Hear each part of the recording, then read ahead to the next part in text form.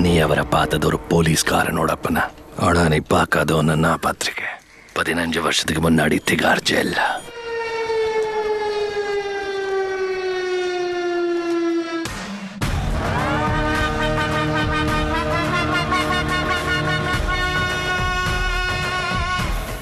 So படம் out தரத்துக்கு முன்னாடி நம்ம ஒரு செக் பண்ணுவோம்ல, க்யூப்பில் ப்ரொஜெக்ட் பண்ணி பார்த்துட்டு செக் பண்ணுறோம். எனக்கு என்ன ஃபஸ்ட் டைம் வெளியில் எங்களை தாண்டி வெளில ஒரு ஆள் பார்க்குறது தான் அந்த க்யூபோட ஸ்டாஃப் ஷண்முகம் ஒருத்தர் இருக்கார். அவர் தான் பார்க்குறாரு, சென்னை ஆள் தான் அவர் அங்கே இருக்கார். ஸோ இதை பார்த்து நான் வந்து அவரே தான் பார்த்துட்ருக்கேன். நான் ஸ்க்ரீனே பார்க்கல, எனக்கு தெரியும் அந்த ஃபுட்டேஜ் நான் ஒரு 100 வாட்டி பார்த்துட்டேன்.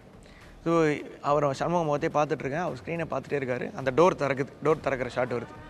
டோர் திறந்த ஷாட் இவர் தட்டி சிரிக்கிறார் அவர் சண்முகம். சிரித்தோடனே என்ன சண்முகம் கரெக்டாக இருக்கான் சார், என்ன சார் பழைய ரஜினி சார் கொண்டுட்டீங்க திருப்பி அப்படின்னாரு.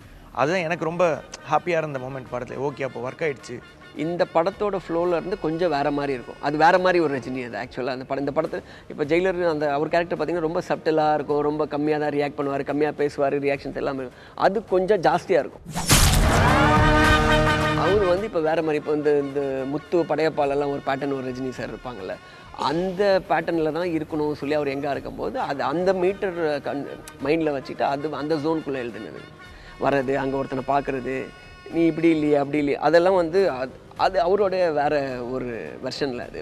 ஸோ இந்த ஃப்ளாஷ்பேக் மட்டும் அந்த வச்சுக்கிட்டா அது கொஞ்சம் டிஸ்டிங்க்டாக இருக்கும் அப்படின்றதுனால அதை அந்த கேரக்டரைசேஷனை மைண்டில் வச்சுட்டு அதுக்கேற்ற மாதிரி கன்சீவ் பண்ணு சார். ஏய், இங்கே நான் தான் கிங்கு, நான் வச்சதான் ரூல்ஸ். அந்த ரூல்ஸ் எனக்கு இஷ்டத்துக்கு அப்பப்போ மாற்றிட்டே இருப்பேன்.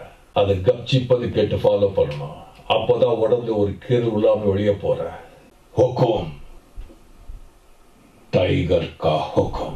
Jailer unlocked super star Rajinikanth അഭിനയിച്ച മെഗാ ബ്ലോക്ക് ബസ്റ്റർ ചലച്ചിത്രം ജയിലറിന് പിന്നിലെ കഥ സബ് ടൈറ്റിലിനോടൊപ്പം നിങ്ങളുടെ സൺ നെക്സ്റ്റിൽ മാത്രം കണ്ടാസ്വദിക്കാം.